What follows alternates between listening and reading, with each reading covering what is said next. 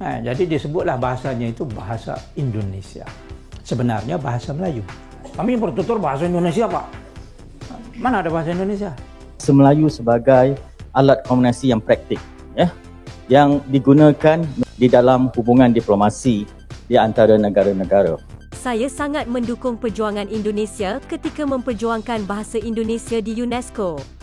Halo, Assalamualaikum teman-teman semuanya. Mudah-mudahan hari ini dan seterusnya teman-teman selalu ada dalam lindungan yang Maha Kuasa. Diberi kesehatan, dilancarkan rezeki, serta digampangkan dalam segala hal urusan. Amin.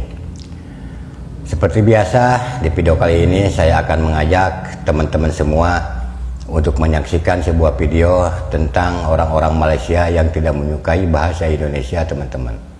Mereka tidak menerima kehadiran bahasa Indonesia di dunia ini. Mereka selalu menganggap rendah bahasa Indonesia dan selalu menyanjung bahasa Melayu sebagai bahasa nomor 1 di dunia, teman-teman. Sampai mereka kaget karena bahasa yang dianggap rendah sama mereka itu menjadi bahasa resmi ke-10 di UNESCO, teman-teman, yaitu bahasa Indonesia.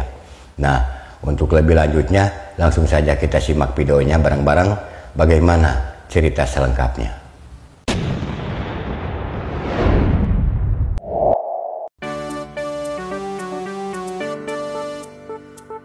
Saya permulakan dengan ucapan selamat untuk Indonesia yang telah berhasil bina bahasa, sehingga bahasa Indonesia jadi bahasa resmi ke-10 di UNESCO.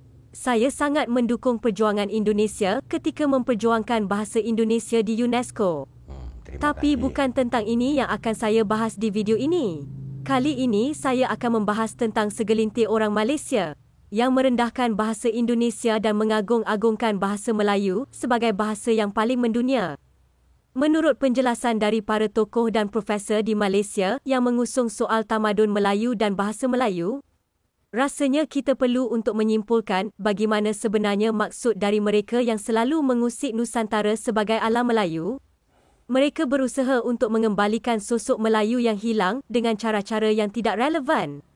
Seperti bahasa Melayu Malaysia yang mulai kehilangan jati diri dan dialek-dialek asli bahasa asalnya. Bahasa Melayu Malaysia saat ini bukanlah bahasa Melayu yang sama seperti dulu dengan bahasa Melayu kuno, bahasa Melayu klasik dan bukan bahasa Melayu warisan leluhur. Bahasa Melayu biasanya mengalami perubahan di setiap masanya, sedangkan bahasa Melayu Malaysia saat ini adalah pengaruh kuat dari para penjajah kolonial. Lantas, kenapa Malaysia berambisi menaikkan derajat bahasa Melayu Malaysia di atas popularnya bahasa Indonesia? Mereka membuat slogan Melayu itu indah, Melayu itu kuat, Melayu itu hebat, tapi tidak bisa meraih kemerdekaannya sendiri. Katanya semua ini alam Melayu, budaya Melayu, semuanya serba Melayu dengan tujuan bahawa Malaysia sebagai induk dari peradaban Melayu tertua. Katanya bangsa Melayu berasal dari Vietnam dan Taiwan, tapi cerita sejarahnya berbeza-beza dari setiap profesor. Ada juga yang mengatakan bahawa bangsa Melayu itu dari Madagaskar dan juga dari Arab. Katanya Melayu itu harus Islam, tapi budayanya berasal dari budaya Cina. Kebencian yang ditanam Malaysia terhadap Indonesia sudah terlihat sejak awal-awal kemerdekaan. Mereka harus berada di atas Indonesia, bahkan merendahkan Indonesia dan menghina Indonesia. Seperti yang kita tengok di media sosial, mulai dari rakyat biasa hingga pejabat tinggi, bahkan sekelas Perdana Menteri. Seperti kata mereka, Indonesia itu miskin, Malaysia kaya, Indonesia itu terbelakang, Malaysia itu berjaya. Apakah itu yang dimaksud bangsa Melayu yang beridentitas Islam? Yang mereka maksud seperti halnya bahasa dengan cara memelayukan bahasa Indonesia. Malaysia bisa dengan bebas mengatakan bahawa bahasa Melayu juga dipakai oleh orang Indonesia.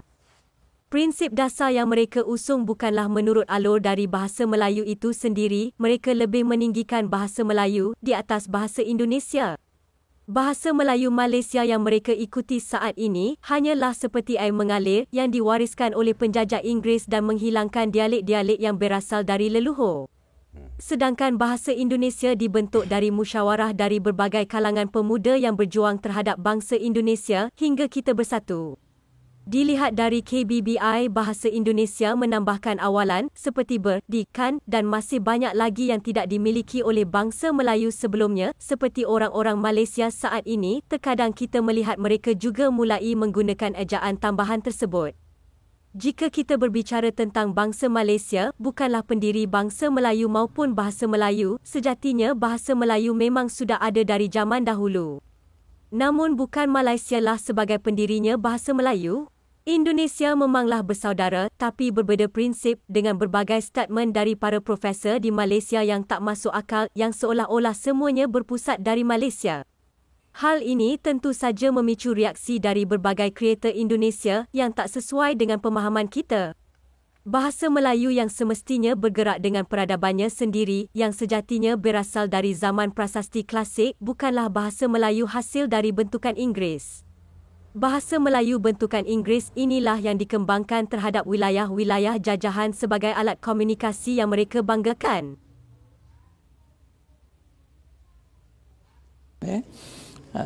Dan banyak lagi lah yang dikatakan adat Melayu itu kita amalkan.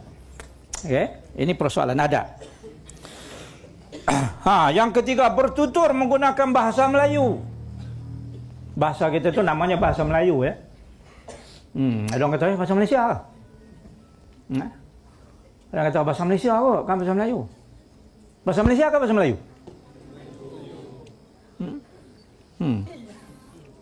Ini ikut siapa bercakap lah. Kalau tak sebut betul-betul dari segi bahasa, nama bahasa kita itu adalah bahasa Melayu. Orang Indonesia kata bahasa Indonesia. Kan? Kami bertutur bahasa Indonesia, Pak. Mana ada bahasa Indonesia? Apabila dicari satu bahasa semasa penyatuan Republik Indonesia, dia tak boleh nak sebut bahasa Melayu kerana bahasa Melayu itu dipertuturkan oleh sekelompok kecil orang Melayu di Sumatera, di Jambi, di Palembang, di Riau. Itu bercakap Melayu macam kita. Termasuklah beberapa pulau, antaranya adalah Pulau Bintan di dalam Indonesia. Itu bercakap macam kita. Bukan macam kita di utara ni tak. Dia bercakap macam Johor Riau, orang Johor. Bahasa standard bahasa kita, bahasa standard. Bahasa surat. Tapi dia tak boleh sebut. Sebab kalau dia sebut bahasa Melayu menjadi bahasa kebangsaan Indonesia, nanti orang Jawa tak mau bercakap. Sedangkan Jawa itu majoriti. Bugis tak mau bercakap. Aceh tak mau bercakap. Jadi disebutlah bahasanya itu bahasa Indonesia. Sebenarnya bahasa Melayu. Sebab bahasa ni dia mengikut ras etnik. Dalam bahasa Melayu sebagai bahasa diplomasi, jika sebelum ini semenjak pagi tadi kita membicarakan tentang bahasa Melayu sebagai bahasa ilmu, ekonomi, kita dari segi perdagangan dan sebagainya. Pada petang ini, sesi yang kedua terakhir pada petang ini, kita membicarakan bahasa Melayu sebagai alat komunikasi yang praktik, yang digunakan menjadi amalan di dalam hubungan diplomasi di antara negara-negara. Saya rasa gerakan terhadap penggunaan bahasa Melayu sebagai bahasa antarabangsa dan bahasa diplomasi ini telah banyak diperjuangkan. Seperti yang dikata, kalau kita lihat, Perdana Menteri telah memulakan langkah yang agak berani menyeru bahawa ASEAN menggunakan bahasa Melayu sebagai salah satu daripada bahasa utama di dalam hubungan diplomasi negara ASEAN, walaupun terdapat beberapa apa yang dikatakan sebagai tentangan daripada negara jiran kerana melihat bahasa-bahasa Indonesia itu adalah lebih dominan. Tapi seperti yang kita tahu bahawa bahasa Melayu, bahasa Indonesia, tidak kira lah bahasa Indonesia ke, bahasa Malaysia ke, adalah akar umbinya adalah bahasa Melayu. So, saya memikirkan bahawa dengan adanya komitmen daripada kerajaan, saya amat mengalu-alukan satu proses di mana bahasa Melayu itu patut dijadikan satu bahasa lingua franca.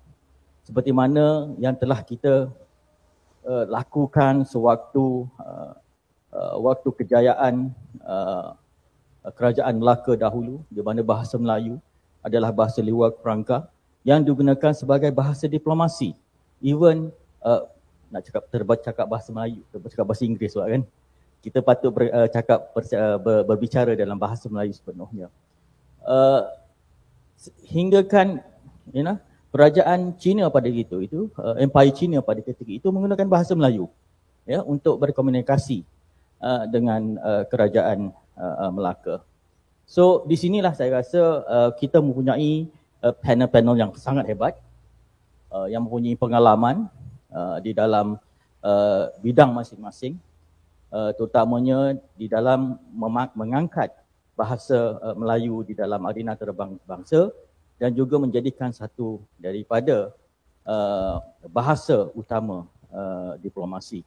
So saya rasa gerakan-gerakan untuk memertabatkan bahasa Melayu ke bahasa yang lebih tinggi di peringkat antarabangsa bukan sahaja di peringkat serantau, kita harus juga memperjuangkannya di peringkat antarabangsa. Mana tahu ya bahasa Melayu itu boleh digunakan sebagai bahasa rasmi di dalam pertubuhan bangsa-bangsa bersatu.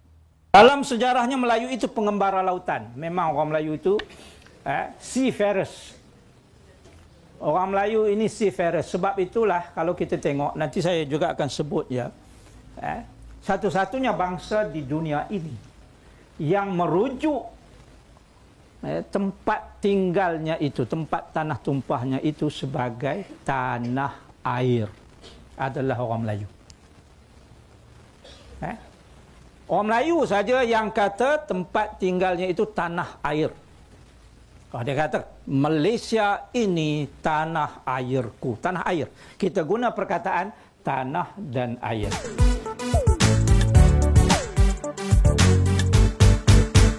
Semoga kita terhindar dari hal-hal yang tidak diinginkan dan hal yang sepatutnya menjadi kerugian bagi kita dan orang lain. Tetaplah berjuang atas apa yang seharusnya menjadi hak kita sebagai manusia. Nah, itulah tadi videonya teman-teman. Mudah-mudahan menambah ilmu dan wawasan serta pengalaman baru buat kita semua ya. Dan bagaimana menurut teman-teman tentang bahasa di dalam video tersebut. Silahkan tinggalkan pesan di dalam komentar ya. Dari saya dicukupkan sampai di sini dulu. Semoga kita berjumpa lagi di video yang akan datang. Wassalamualaikum warahmatullahi wabarakatuh.